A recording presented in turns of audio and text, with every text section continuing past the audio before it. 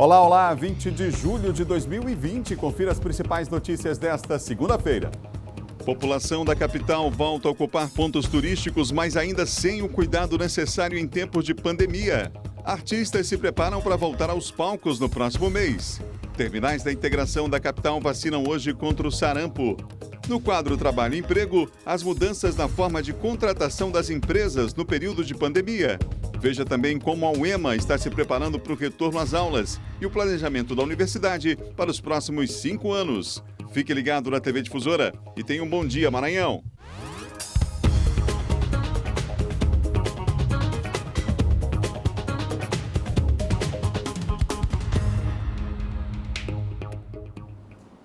Vamos lá, pessoal, vamos lá, que são 7 horas da manhã, o dia está começando e tem muita coisa boa para acontecer. É assim que a gente deseja, é esse o nosso espírito cheio de esperança nessa semana que está só começando para você, para sua família, você que acompanha a nossa programação aqui na TV Difusora. Olha, tudo de bom, viu? A gente fica torcendo aqui para que seja uma semana abençoada para você, para sua família. Você que está aí desempregado, é hora de se encher de esperança e colocar...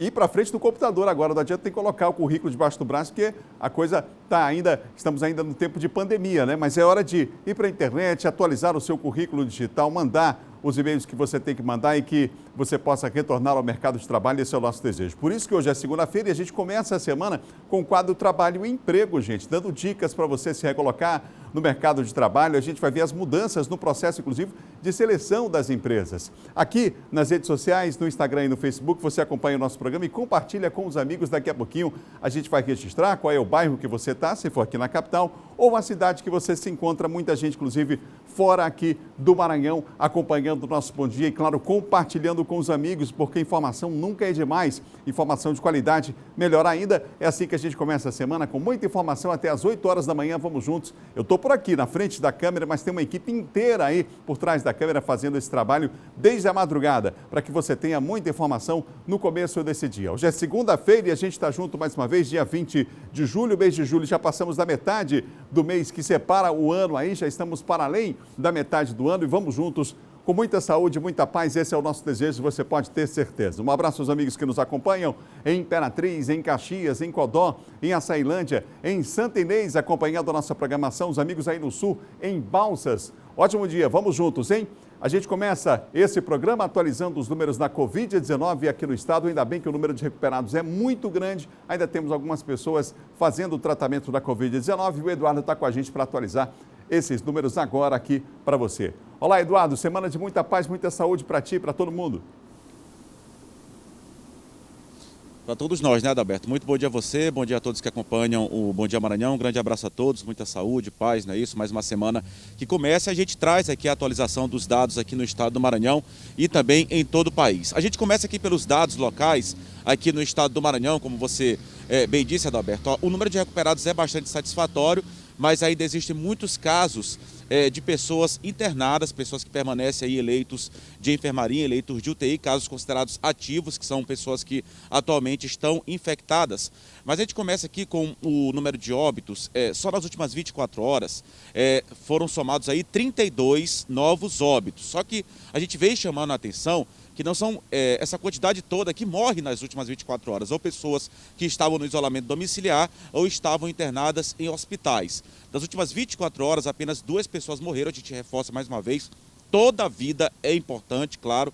Que fosse uma pessoa, a gente lamentaria, claro, tem famílias aí, parentes, familiares, amigos que estão chorando a perda dessas pessoas, mas nas últimas 24 horas foram 2 pessoas que acabaram morrendo, totalizou 32, mas essas outras 30 mortes que foram contabilizadas aí para a questão dos óbitos pela Covid-19, são pessoas que morreram há dias e até semanas atrás, que realizaram um teste, só agora saiu a confirmação. Então 32 novos óbitos, apenas 2 nas últimas 24 horas, e ao todo se soma agora 2.708 óbitos desde o início da pandemia, só aqui no estado do Maranhão. Um dado satisfatório, super satisfatório, Adalberto, como você disse, é o número de recuperados. Já são mais de 90 mil recuperados, é um número super satisfatório, um número bem elevado.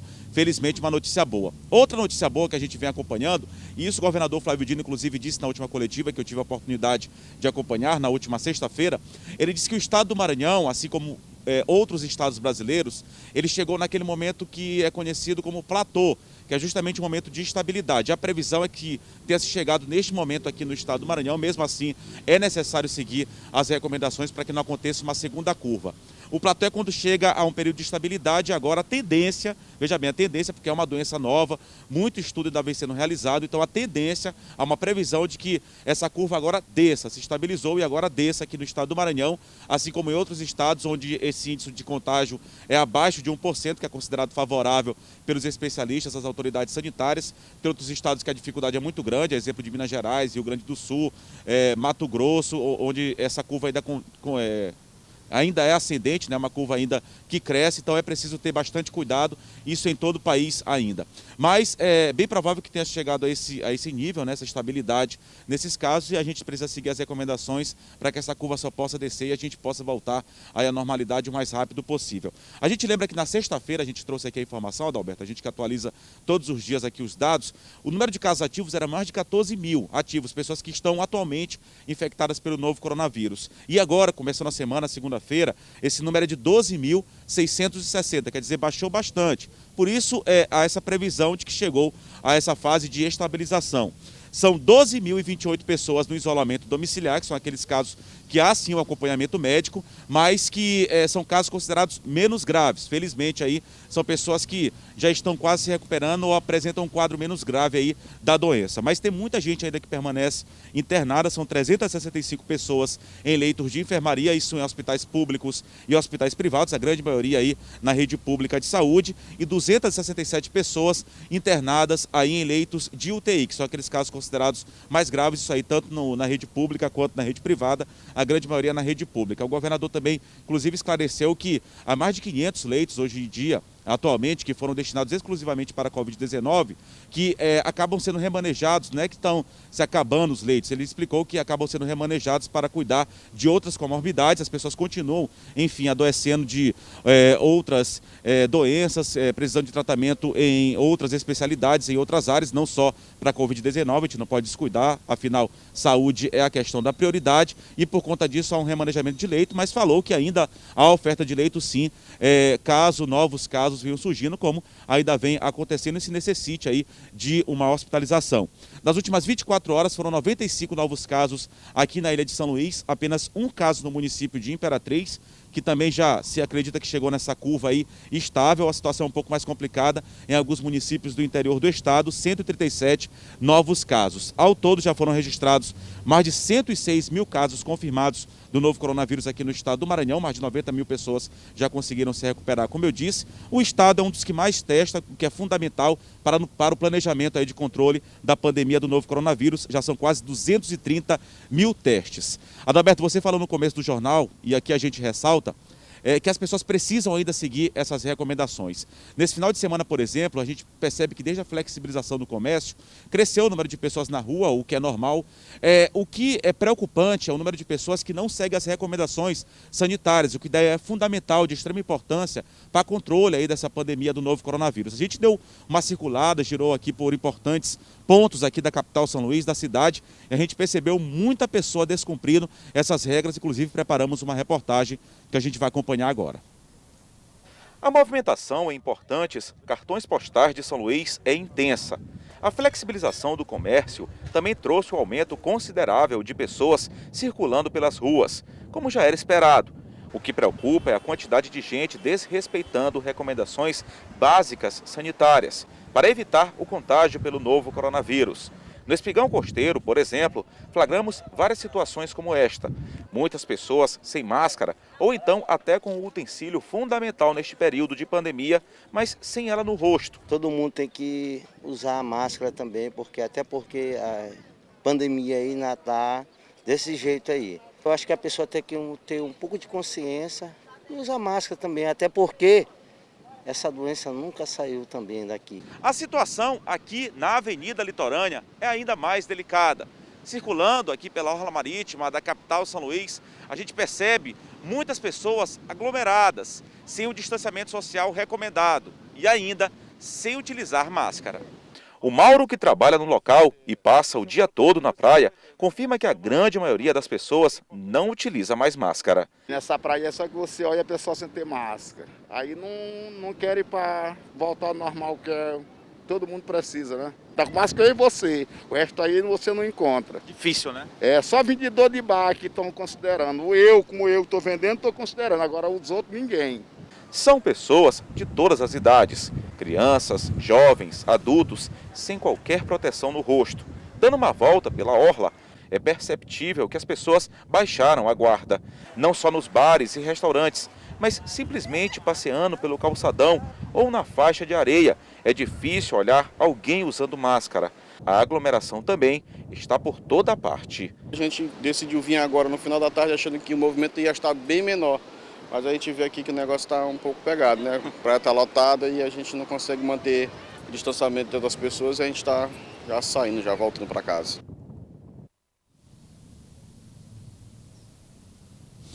Olha, Adalberto, pois é, telespectadores, é difícil mensurar, acaba sendo muito difícil, claro, são muitas pessoas, mas a gente dá para dizer que pelo menos mais de 50% das pessoas, claramente, a gente que esteve aí circulando por toda a tarde nesses pontos turísticos, importantes pontos aí de grande concentração de pessoas, a gente pode comprovar que mais de 50 pessoas aqui, confirmar que mais de 50% das pessoas não utilizava máscara, infelizmente. Até que para se alimentar, consumir algo, claro, a pessoa tem que retirar a máscara, mas a pessoa passeando, circulando ali por esses pontos turísticos, a pessoa pode ir, claro, de repente quer deixar a sua casa, mas tem ainda que seguir essas recomendações de distanciamento social, evitar aglomeração e o fundamental, a utilização de máscara, que a gente percebe até pelas imagens aí, comprovadamente que tem muita gente, infelizmente, que não está utilizando esse utensílio tão importante neste momento de pandemia. Só para finalizar aqui, Adalberto, os dados nacionais, olha, a gente falava sobre essa expectativa de ultrapassar os 2 milhões de casos, já ultrapassou desde a semana passada, já são 2.098.389 casos do novo coronavírus, isso em todo o país. O número de mortos já chega a quase 80 mil, são 79.488 pessoas que acabaram perdendo a vida para a Covid-19 aqui no Brasil. O número de recuperados também é bem elevado, bastante satisfatório, mas quase 80 mil pessoas infelizmente morreram. O número de recuperados, 1.371.229, aí é o número de pessoas recuperadas. Nas últimas 24 horas, ainda continua também o número elevado de novos casos e de mortes. Foram 716 mortes só nas últimas 24 horas. A gente lembra que não foram totalmente pessoas que morreram nessas últimas 24 horas. Alguns casos já haviam sido registrados antes. Mesmo assim, é um número considerado alto. E 23.529 novos casos, como a gente percebe, novos casos ainda continuam surgindo. Por isso é tão importante ainda seguir essas recomendações. A gente volta com você, daqui a pouco a gente volta trazendo outras informações aqui no Bom Dia Maranhão. Adalberto Melo. Obrigado, Eduardo. Obrigado, Eduardo, pelas informações. Já Eduardo vai voltar. Hoje é dia de vacinação contra o sarampo, gente, aqui na capital, em especial nos terminais da integração, tá bom? São 7h12, 7h12. Daqui a pouquinho, Silvio Alves volta para cá para falar de segurança, já, inclusive, nesse primeiro bloco. E agora a gente dá informação para você que a Polícia Militar realizou várias apreensões na região dos Cocais. Em Caxias, o material apreendido é resultado de mais uma etapa da Operação Bairro Seguro, que pretende diminuir a criminalidade na região.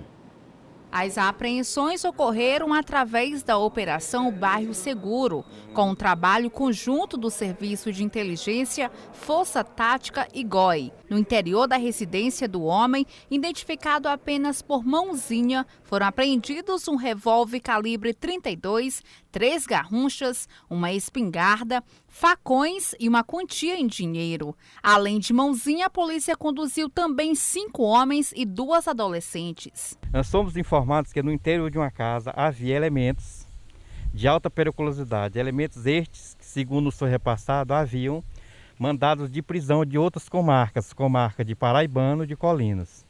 Diante dos fatos, nós fizemos um acompanhamento tático em redor da casa e solicitamos que os mesmos abrissem as portas para fazermos uma revista minuciosa no interior do veículo.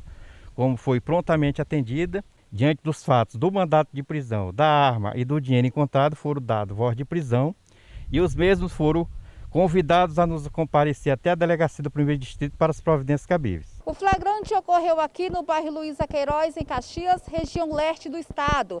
Dos homens conduzidos à delegacia, um deles é foragido da justiça. O outro, seu comparsa, tem registros também pela cidade de Colinas. A polícia identificou o foragido por merreca. Ainda no momento da ocorrência, 2 vítimas que estavam formalizando queixa na delegacia reconheceram os criminosos como assaltantes de motocicletas. Os conduzidos, 6 e 2 adolescentes, encontrava-se na delegacia 2 vítimas de roubo de motocicleta que prontamente fizeram o reconhecimento de 3 como os autores dos roubos.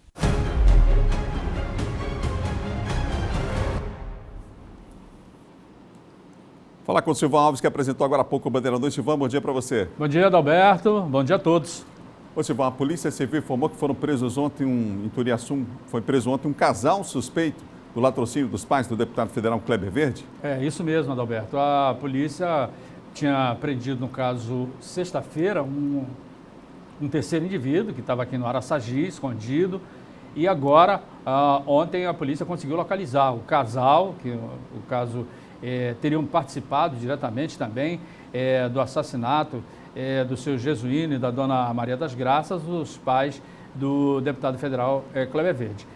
São 30 dias que a polícia ainda tem para concluir o inquérito, porque tem o envio dos laudos periciais e tal, mas o que diz respeito à autoria está definida, né? Já tem 2 pessoas presas, uma morreu, um adolescente apreendido e agora mais 3 que acabaram sendo presos esse final de semana. O motivo do crime já não tem mais dúvida, a própria polícia diz que foi um latrocínio, que é um roubo seguido de morte, então, portanto, com a prisão desses 2, desse casal, fecha aí o ciclo de prisões aí dos envolvidos no caso desse assassinato brutal, né, que teve como vítima os pais do deputado Kleber Verde.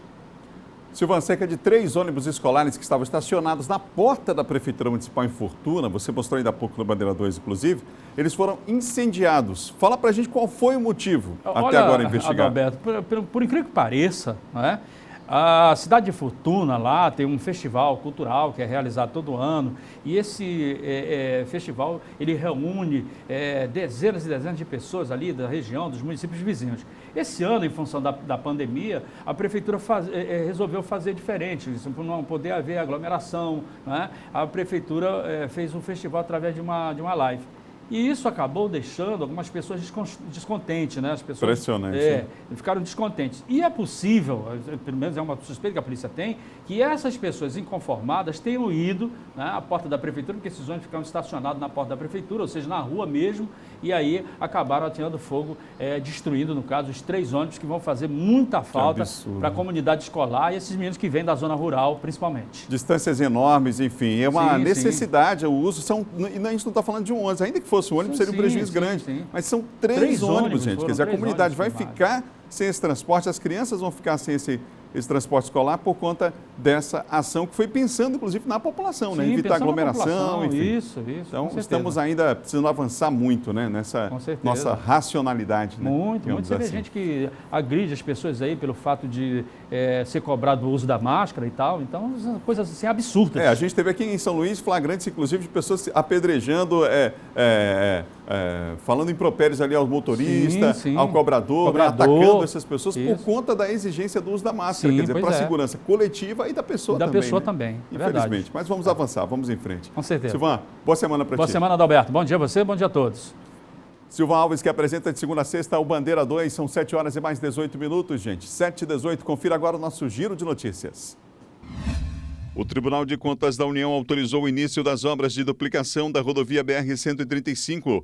Nesta primeira fase, o Departamento Nacional de Infraestrutura de Transportes irá executar apenas um subtrecho situado entre os municípios de Bacabeira e Santa Rita, quilômetro 51 ao quilômetro 69. A Secretaria Municipal da Criança e Assistência Social retoma a partir de hoje os atendimentos presenciais nos equipamentos da assistência que haviam sido suspensos em função da pandemia da Covid-19. O atendimento nos centros de referência de assistência social e centros especializados de referência de assistência social se dará por meio de agendamento prévio, feito pelo call center da Sincas. O atendimento nos equipamentos da Secretaria vai ocorrer em horário reduzido e o uso de máscaras será obrigatório. Foi realizada na Universidade Federal do Maranhão uma sessão extraordinária do Conselho de Ensino, Pesquisa e Extensão para tratar de questões relevantes como a retomada do período acadêmico 2021 para setembro desse ano via ensino híbrido. Na sessão foram discutidas as medidas de diminuição dos impactos causados pela pandemia da Covid-19, sendo a principal delas a reposição do período acadêmico com utilização do ensino híbrido, que é constituído de estudos presenciais e remotos. Olha, no próximo bloco, terminais da integração realizam vacinação contra o sarampo, hein? E mais, no quadro Trabalho e Emprego, as mudanças na forma de contratação por parte das empresas nesse período de pandemia. Você vai participando, dizendo o bairro que você está, a cidade que você se encontra acompanhando. Bom dia, já já a gente vai registrar depois do intervalo. São 7h20 agora, é rapidinho.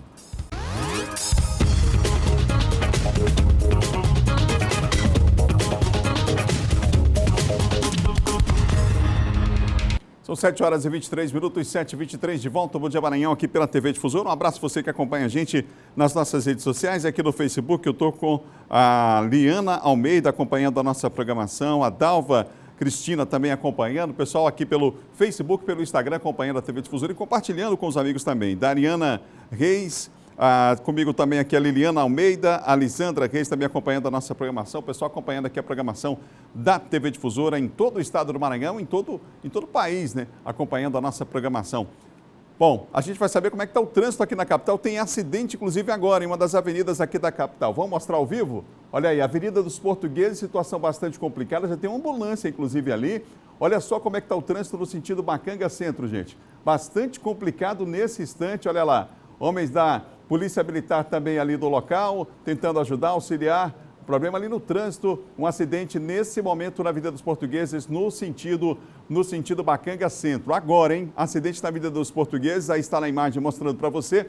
Trânsito intenso agora, mas vai fluindo com uma certa dificuldade por conta desse acidente. A ambulância da SAMU, a gente está checando com o SAMU informações maiores sobre esse acidente, mas já está posicionada ali, continua parada aí do lado esquerdo, você vê. Há um outro veículo parado aqui do lado esquerdo também mais à frente, mas dá a sensação de ser pane do motor, está com o capô levantado ali, ó. Está chegando ali, os homens da SMTT rapidamente também chegando, já agindo no local, por conta desse serviço de monitoramento que é feito. Nós temos imagens em tempo real. Portanto, se você está saindo de casa agora, você que mora na área Itaquibacanga, se puder sair um pouco mais tarde, melhor, porque o trânsito está extremamente complicado. Olha a fila que se forma aí, já passando ali em frente à Universidade Federal do Maranhão e vai se estendendo, portanto, por essa região na área Itaquibacanga. No sentido Bacanga, no sentido centro-Bacanga, o trânsito vai influindo. As pessoas diminuem um pouco a velocidade, param às vezes para olhar o que está acontecendo ali no trânsito, né? O que está acontecendo. Alguns curiosos acabam diminuindo a velocidade, mas o trânsito vai fluindo na pista da direita. Da esquerda continua a situação bastante complicada. Vamos para um outro ponto da cidade. Imagens em tempo real, repito, acidente na Avenida dos Portugueses, a gente mostrou ao vivo. Agora temos a Avenida Beira-Mar, aí a Ponte José Sarney com trânsito, 2 pistas liberadas no sentido centro. Trânsito vai fluindo normalmente, não há nenhuma informação sobre acidentes nesse momento e nem lentidão nesse trecho da cidade, o pessoal seguindo em direção principalmente ao centro. A maré está cheia, está bonita, o sol já está brilhando aqui na capital de todos os maranhenses e só no Bom Dia você tem essa imagem, essa informação ao vivo, informação em tempo real, prestação de serviço para você. Avenida Jerônimo de Albuquerque, olha como é que está o trânsito agora no sentido centro e Coab, sentido centro e Coama, é sempre mais pesado o trânsito, mas não há informação sobre trechos de lentidão na avenida, aí no bairro do Bequimão, no retorno da Coama e nem informação de acidente também nesse instante. Monitoramento que é feito com imagens em tempo real pela Prefeitura da capital, a Secretaria Municipal de Trânsito e Transportes. Vamos mostrar mais um ponto? Agora a gente mostra para você a Avenida Guajajaras, olha só como é que está nesse instante. Até tranquilo, né? Comparado a outros dias da semana. É assim que começa a semana no trânsito na capital maranhense. Aí está a Avenida Guajajaras, pista da esquerda, pessoal que vem do São Cristóvão, tranquilo o trânsito. Agora liberado na Lourenço Vieira da Silva, pessoal aí que vem do São Cristóvão e de outros bairros, Cidade Operária também, e vai se deslocando para o trabalho. Um ótimo dia, uma boa segunda-feira para você. Boa semana para todo mundo, com muita paz e muita saúde. É isso que a gente deseja. São 7h26. Hoje não é segunda-feira? Então, você sabe, é dia do nosso quadro Trabalho e Emprego.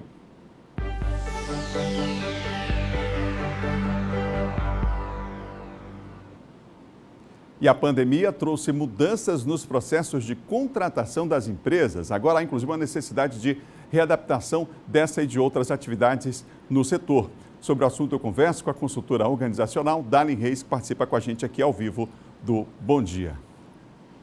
Olá, Dali, bom dia, é um prazer tê-la aqui conosco. Realmente essa mudança a gente já pode dizer que já chegou, ela vinha acontecendo aos poucos, né? Nesse processo de seleção, inclusive incluindo aí reuniões à distância, enfim, o próprio processo de seleção adaptado aí, currículo digital, uma necessidade, né, dos nossos dias, mas a gente pode dizer que essa crise antecipou também essa tendência? Olá, Adalberto, bom dia, obrigada aí mais uma vez pelo convite. É verdade. Isso já vinha acontecendo de forma muito restrita em algumas empresas. E houve essa necessidade de adaptação por parte das empresas. Então, tornar os processos digitais, né? Otimizando o tempo, otimizando as etapas do processo de recrutamento e seleção. Então, esse candidato hoje ele precisa estar muito conectado a essas plataformas digitais, exatamente para acompanhar e participar desse processo agora. Como é que está esse momento? A gente fica imaginando, né? Algumas empresas fecharam, nós temos o caso de bares e restaurantes, muitos estabelecimentos que fecharam não vão voltar mais, mas eu queria que você desse um termômetro para as pessoas. Nesse mês agora, já a gente está na metade do ano, há uma expectativa realmente de retomada, digamos assim, dessas contratações? Como é que você sente pela tua experiência e o contato, inclusive, com os clientes?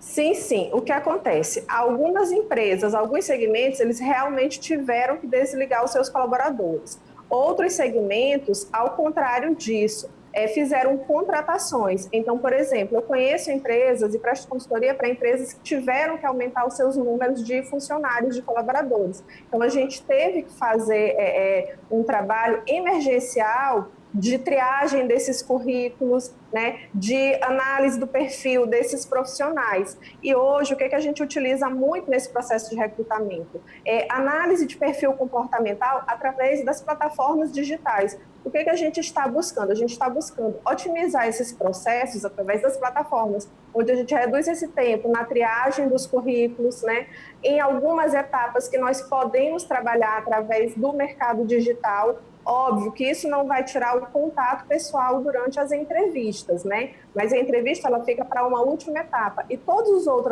as outras etapas a gente vai fazendo nessa linha do digital. O que a gente precisa desse candidato?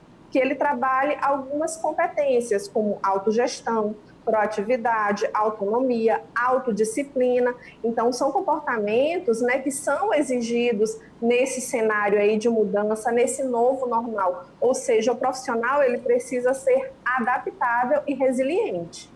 Ô, Dali, vamos falar então sobre essas adaptações e um perfil comportamental que você citou ainda há pouco, essa autodisciplina. A gente tem hoje muitas empresas trabalhando com os funcionários deslocados ali, fazendo home office, né? Estão trabalhando em casa. Mas é preciso principalmente essa característica para esse profissional. Ou seja, as empresas hoje, para contratar, sabem que o chamado novo normal, é uma palavra que nem muita gente não gosta muito, mas que ele vai demorar um pouco para chegar e chega com esse período de adaptação, significa que quem está assistindo a gente agora precisa incorporar isso como um valor significativo para quem já está no mercado e quem pretende entrar também, não? Precisa incorporar. E isso já virou uma realidade. Não vai haver mudanças para esse home office, ou seja, as empresas elas vão adotar essa prática cada vez mais. E é preciso que esse profissional ele esteja muito concentrado nesse trabalho do home office, porque ele também vai otimizar por parte das empresas. Então, grandes empresas como a Vivo vai adaptar essa realidade. Empresas locais também, que nós prestamos consultoria, vão adaptar, continuar com essa sistemática do home office. Então, assim, o profissional ele precisa mesmo estar preparado, entender o que é essa autodisciplina, que o momento que ele estiver em casa trabalhando é o momento dele de trabalho e que ele precisa organizar a sua agenda, ele precisa organizar o seu trabalho diário. Então, como na empresa, no home office é da mesma forma. É preciso que as pessoas fiquem atentas também ao participar, por exemplo, de chamadas pela internet, chamadas de vídeo, conferências, por exemplo, né, através das redes digitais. Muitas vezes há esse espaço coletivo de contato com esse candidato que não é presencial. E aí o cidadão, quando está com o seu celular, está com uma câmera e, na verdade, está mostrando ali, né, além da sua imagem, o local em que ele está, né, saber, muita gente às vezes se coloca, inclusive, mas eu estou em casa, então eu posso botar qualquer tipo de roupa, eu posso falar qualquer coisa, o meu microfone eu acho que está desligado, enfim. É preciso ter esses cuidados, porque isso pode, inclusive, eliminar um candidato, não? Muito cuidado, é a sua imagem pessoal, a forma como você está se apresentando. E até algumas entrevistas, Adalberto, elas são feitas também através, né, do teu celular. Então, como é que você vai se apresentar? Às vezes o candidato ele mora longe, ele não vai poder se deslocar, né, até a cidade. Então, a gente vai otimizando essa entrevista, que no primeiro momento seria presencial, para o online. E aí a tua postura, né, o cenário que você está inserido ali é fundamental. Mostra que você teve um cuidado e uma preparação para aquele momento da entrevista, né? Então, o local, ele precisa ser tranquilo, né? Você precisa evitar os ruídos para que essa entrevista flua da melhor forma possível. Um outro aspecto para a gente encerrar, o nosso tempo está se esgotando aqui, Dali, mas é relacionado, por exemplo, à fusão de empresas, à possibilidade de abrir um novo empreendimento e que às vezes as pessoas, o empresário, ele prepara tudo, né? Ele vê qual a estrutura que vai ser utilizada, o local, mas às vezes não prepara as pessoas, inclusive para esse momento diferenciado que a gente está vivendo. É preciso ficar atento a isso, não? Sim, treinamento e qualificação profissional sempre. Tanto por parte da empresa quanto do próprio profissional. Eu também não posso ficar esperando que somente a minha empresa me qualifique. Então, eu tenho que desenvolver as minhas habilidades, eu tenho que desenvolver as minhas competências, e a gente trabalha sempre com a questão da boa comunicação, a questão da liderança das equipes, isso é fundamental, a proatividade, a iniciativa. Então, eu também preciso buscar, né, desenvolver essas habilidades para o meu melhor atendimento dentro da empresa. Quero agradecer a Darlene Reis, ela que é consultora organizacional, por participar com a gente aqui do quadro Trabalho e Emprego. Obrigado, Darlene. Obrigada, Adaberto. Um abraço. Aí, portanto, dicas importantes, né, para as empresas, para os empresários, portanto, e também para as pessoas que querem se colocar no mercado, querem conseguir, né, já estão no mercado e querem seguir em frente, e as pessoas que precisam se recolocar nesse mercado de trabalho também, nesse tempo, em especial nesse tempo de pandemia. São 7 horas e 34 minutos. Por conta exatamente da pandemia, diversas pessoas estão empreendendo para sair da crise. Algumas pessoas aproveitam do talento, por exemplo, na cozinha, para criar seu próprio negócio. Utilizando técnicas artesanais e muito carinho no que faz, a supervisora de vendas, Lúcia Menezes, produz geleias e outros quitutes que estão lhe dando fama. Suas delícias, que têm como carro-chefe as geleias com pimenta, ela aproveitou um tempo livre para produzir na cozinha. Surgiu nessa pandemia, né? E eu gosto muito de geleia. Então, quando eu me deparei com um vídeo de uma mulher fazendo geleia, que ela ganhava dinheiro e tal, eu falei, é isso que eu quero. Comemorando um mês de boas vendas de potes de geleias, mesmo em um momento de pandemia, ela inovou. O toque especial dessas maravilhas que nasce na cozinha da Lúcia tem sabores fortes e suaves. O meu carro-chefe hoje é só geleia de pimenta com abacaxi, mas eu faço a de maracujá, com pimenta. Sua principal divulgação é pelas redes sociais, principalmente no Instagram. De tanto ver, eu decidi provar. E realmente, a geleia da Lúcia tem um toque bem pessoal. Sua produção em um mês superou todas as expectativas e a produção artesanal só aumenta, e sendo espalhadas nos 4 cantos de Imperatriz. Está sendo maravilhoso, porque eu me divirto na cozinha e faço por amor. E sendo que eu nem sou de cozinha, porque eu sou de trabalhar na rua. E aí, de repente, eu me vejo na minha cozinha, me descobri fazendo isso, e eu gosto. E tudo que a gente faz com dedicação, com amor, dá certo, né, gente? São 7 horas e 35 minutos. É hora de conferir a previsão do tempo para hoje. Vem comigo, a pergunta é, será que vai chover? São Luís com céu parcialmente nublado, com possibilidade de chuva isolada. Mínima de 24 e máxima de 32. A gente está parecendo Belém, né? Que todo dia tem a hora certa da chuva, por volta de 5 da tarde. Imperatriz, céu parcialmente nublado, baixa probabilidade de chuva, mínima de 20, máxima de 35 graus. Um abraço aos paraenses acompanhando a nossa programação. Tem muita gente do Pará morando aqui no Maranhão. Em Caxias, céu parcialmente nublado, possibilidade de chuva isolada, mínima de 21, máxima de 34 graus. Mais 3 cidades do nosso mapa, parceria com o LabMet, Laboratório de Meteorologia da Universidade Estadual do Maranhão. Agora a gente tem aqui Bacabal, Itapecuru-Mirim e Balsas. Em Bacabal, céu parcialmente nublado, baixa probabilidade de chuva, mínima de 22, máxima de 33 graus. Em Itapecuru-Mirim, hoje tem céu parcialmente nublado, possibilidade de chuva isolada, mínima de 24, máxima de 32 por lá. Região Sul, recebendo o nosso abraço, os amigos aí em Balsas, céu parcialmente nublado, baixa probabilidade de chuva, mínima de 20, máxima de 33 graus aí, portanto, nosso abraço aos amigos que nos acompanham no interior do estado, acompanham a programação da TV Difusora, tá bom? Vamos para o intervalo? Na volta, no próximo bloco, você vai saber mais, vai saber como a UEMA, Universidade Estadual do Maranhão, está se preparando para a volta às aulas e para cumprir a sua missão aí nos próximos 5 anos. E mais, John Coutrin vem aí com os bastidores da política, são 7h37 agora, a gente volta já já.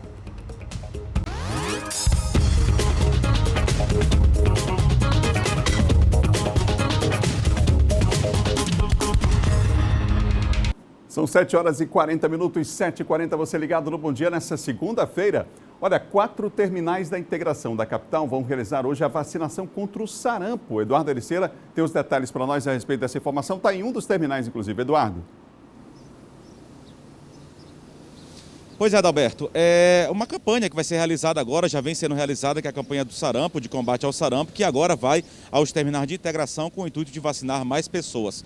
Começando hoje, dia 20, nesta segunda-feira, vai estar no terminal da Praia Grande, seguindo até quinta-feira. Hoje no terminal da Praia Grande, amanhã vai estar no terminal da Coab Quatrac e na quarta-feira vai estar aqui no terminal da Coama, onde a gente se encontra neste momento. Na quinta-feira, encerrando essa programação no terminal do São Cristóvão, que são os terminais de integração aqui da capital São Luís com maior movimentação. Lembrando que a vacinação vai acontecer de 8h30 da manhã até às 16 horas, portanto até às 4 horas da tarde, e além dos terminais de integração, somente nesses 4 dias, 52 postos de saúde e 3 escolas também estão, na verdade, realizando a vacinação. Até a última sexta-feira, 13 mil doses haviam sido aplicadas. Lembrando que a meta aqui para o estado do Maranhão é que 2.800.000 pessoas sejam vacinadas na faixa etária de 20 até 49 anos de idade. A gente lembra que isso é uma dose extra, mesmo quem se vacinou nessa faixa etária precisa vacinar novamente. Lembrando também que a campanha de combate ao sarampo segue até o dia 31 de agosto. A gente volta com você, Adalberto Melo, mais uma vez desejando uma ótima semana a todos. Obrigado, Eduardo, pela participação mais uma vez. Olha, a Universidade Estadual do Maranhão vai disponibilizar aos alunos um auxílio para melhorar o acesso dos acadêmicos à internet. Valdiné está no 9º período do curso de Agronomia na Universidade Estadual do Maranhão. Há mais de 3 meses tem assistido às aulas de forma virtual por conta da pandemia. É uma das alunas que encontra dificuldades nesse novo processo. Nós temos que colocar crédito todos os dias no nosso chip para poder assistir às aulas. Inclusive a internet não colabora muito bem, né? Tem alunos que têm internet ruim. Tem amigas minhas que ficaram sem fazer porque elas não têm condições de colocar em crédito. Então, esse projeto vai ser muito bom para nós. No dia 24 de agosto, a UEMA vai retomar as aulas, mas ainda não será de forma presencial. O sistema remoto deve durar pelo menos pelos próximos 6 meses, por isso a universidade lançou um auxílio emergencial de inclusão digital para os estudantes que têm as mesmas dificuldades da Valdinéia. É um auxílio para que os alunos possam ter acesso à internet, né, já que o período vai ser remoto, e as aulas vão começar dia 24 e alguns alunos não têm acesso à internet. Então, para que os alunos da UEMA possam ter acesso e a gente ter as aulas remotas com a qualidade melhor. Serão 5.000 chips com 20 GB de internet disponíveis mensalmente. A princípio com durabilidade de 6 meses, já que a universidade ainda estuda uma forma de retomar as aulas presenciais. Para ter acesso a esse auxílio, o estudante vai precisar fazer uma inscrição pela internet. Tem que se inscrever no site da UEMA. Os alunos do presencial vão direto no SIG UEMA, né? E os da UEMANet vão na plataforma da UEMANet. E o edital é o edital 7 de 2020, né? É só eles procurarem o edital 7 de 2020, que tem os links lá para eles entrarem, está na página da UEMA, uema.br, né? E é o edital 7 de 2020. Os critérios são estar matriculado em cursos de graduação presencial ou EAD, programa Ensinar ou programa especial de cursos superiores de tecnologia, comprovar renda mensal de até um salário mínimo e meio, ter cursado o ensino médio em escola pública ou como bolsista integral em escola particular e não possuir vínculo empregatício. As inscrições podem ser feitas até o próximo dia 27. Que universidade o Maranhão quer para os próximos anos? Para tentar responder essa pergunta, a comunidade universitária da UEMA está sendo convocada a participar do Plano de Desenvolvimento Institucional para os próximos 5 anos. O reitor da UEMA, Gustavo Pereira da Costa, gravou um vídeo em que destaca, entre outros assuntos, o diferencial desse ano desta ferramenta fundamental de planejamento e gestão da instituição. Vamos ver. A construção do PDI neste ano, para os próximos anos, vai ter uma característica diferente. Em razão da realidade a qual estamos submetidos, nós vamos promover a mais ampla participação de maneira remota. Vamos oportunizar enquetes, fóruns, grupos online. E vocês serão convidados, provocados, estudantes, servidores, professores, comunidade externa, a construir o amanhã da Universidade Estadual do Maranhão. Vamos juntos olhar para o futuro, com a certeza de que ele será melhor do que hoje. O PDI é responsabilidade de todos nós. Nós vamos falar sobre esse instrumento de gestão, de administração, agora com o pró-reitor de Planejamento e Administração da UEMA, o professor doutor Antônio Roberto Serra, que participa com a gente ao vivo em uma entrevista agora. Pró-reitor, bom dia. A pergunta que eu lhe faço inicialmente esse instrumento já tem dado na prática resultados significativos? Bom dia, Adalberto, e a todos os seus espectadores, tanto pela TV quanto pelas redes sociais. Sem dúvida, esse processo tem gerado uma aprendizagem significativa na universidade. Nos últimos anos, nós temos trabalhado em função das decisões tomadas, ou seja, das ações que foram programadas dentro do contexto do Plano de Desenvolvimento Institucional, e pela nossa mensuração recente da programação elaborada, nós temos colhido muitos frutos, né, como consequência desse trabalho. Então isso nos impulsiona a seguir nessa caminhada, organizando de forma pragmática ações que vão levar a universidade a um novo patamar de desenvolvimento. Quem pode participar e como é que funciona o processo? Toda a comunidade universitária pode participar e a sociedade em geral também. Na verdade, todos que se preocupam com os destinos da sociedade maranhense devem participar desse momento. Os acessos e o modo de participação se darão por meio de plataformas digitais, por meio de acessos eletrônicos, em razão das nossas limitações nesse contexto de pandemia.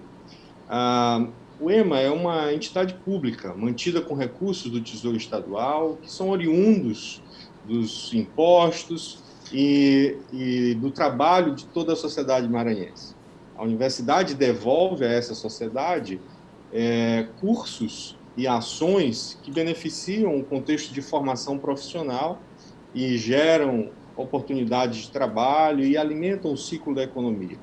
Se pensarmos que a universidade, como ente público, tem que ser preocupação de todos que fazem parte desse contexto de sociedade, todos os maranhenses e todas as pessoas que aqui estão no Maranhão devem participar desse processo de construção do futuro da UEMA.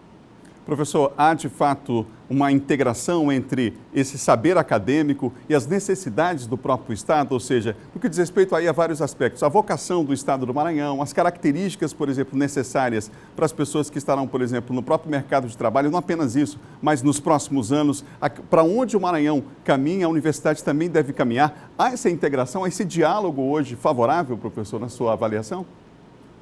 Sem dúvida, a universidade ela não pode se esquivar de perceber quais são as novas demandas que surgem nos contextos de mercado, nos ambientes regionais onde nós nos posicionamos com nossos campi de ensino. A universidade ela precisa estar observando exatamente a evolução desses contextos para que ela se apresente com respostas corretas à formação de profissionais nesses segmentos diversos. Um dos capítulos do Plano de Desenvolvimento Institucional é exatamente o plano de oferta de cursos da universidade. Essa discussão é uma discussão que não é só acadêmica interna, é uma discussão que precisa observar quais são as demandas que estão hoje surgindo e despontando com necessidades reais de formação. É claro que essa discussão, eu citei ainda há pouco a questão do mercado de trabalho, mas claro que há uma necessidade de se avançar em outros pontos também. O tripé fundamental de uma universidade, ensino, pesquisa e extensão. Quando se pensa esse planejamento, claro que esse tripé está ali contemplado e as pessoas precisam participar vislumbrando o que querem, quer dizer, qual é o caminho que se quer seguir nessa direção. Em especial, nessa área de ciência e tecnologia, professor, que a gente sabe que o país passa por um período muito complicado, seja relacionado ao financiamento, por exemplo, dessas pesquisas, enfim. Então, esse tripé também, claro, está contemplado ali entre as perguntas nesse questionário, não? Sem dúvida. Tradicionalmente, esse tem sido, né, o sustentáculo das universidades brasileiras e mundo afora. Não se pode conceber uma instituição de ensino, uma instituição acadêmica, sem levar em consideração essas bases, né, esses pilares do ensino, da pesquisa e extensão. No entanto, nos dias de hoje, novos pilares têm surgido e discussões têm sido geradas em torno de aspectos como, por exemplo, a internacionalização, uma dimensão completamente nova nos últimos tempos, que decorre exatamente desse processo de acesso global às informações, especialmente informações geradas nesse ambiente de tecnologias da informação, e não se pode pensar de outra forma hoje, quando se entende a construção de uma universidade, sem levar em conta elementos como esse, da internacionalização, como também, por exemplo, questões ambientais que são fortíssimas na abordagem geral da sociedade, e a universidade precisa entender que as suas ações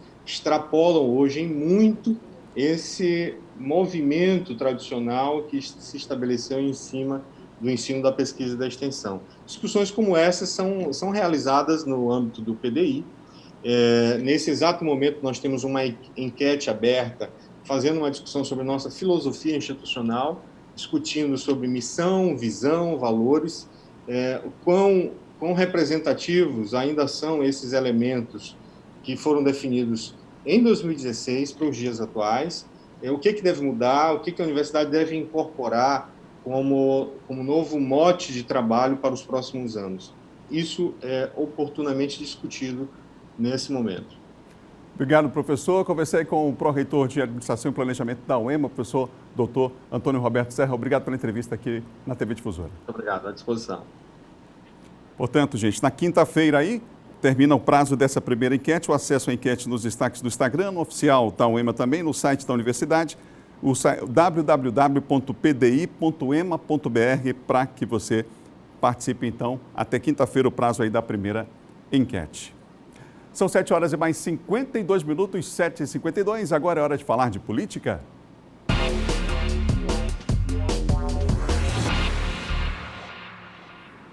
Começa a semana comigo aqui, John Coutrinho, nosso colunista. John, bom dia. Bom dia, Adalberto. Bom dia a todos. Semana que já começa quente, né? Porque o presidente Jair Bolsonaro tirou a máscara, exibiu cloroquina aos apoiadores e disse que só vai sair mesmo em 2022. O presidente ontem esteve lá de fora do Palácio, foi cumprimentar alguns simpatizantes. Importante lembrar o seguinte, que ele ainda é sintomático de Covid-19, do coronavírus. Deveria estar em repouso dentro de casa, né, em isolamento. Mas o presidente disse que está bem, não está sentindo febre, mas tem que repousar, né, Adalberto? Tanto é que, por conta dessa saída do presidente pela segunda vez, ele foi bicado até pelas EMAs, né? 2 vezes ele foi bicado pelas EMAs, mas ontem ele apresentou ali a cloroquina, levantou inclusive para os apoiadores.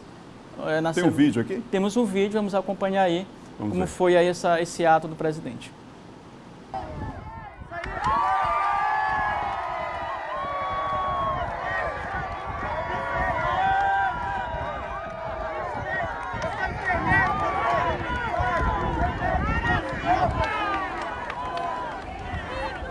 Aí, portanto, a imagem, John. Exatamente.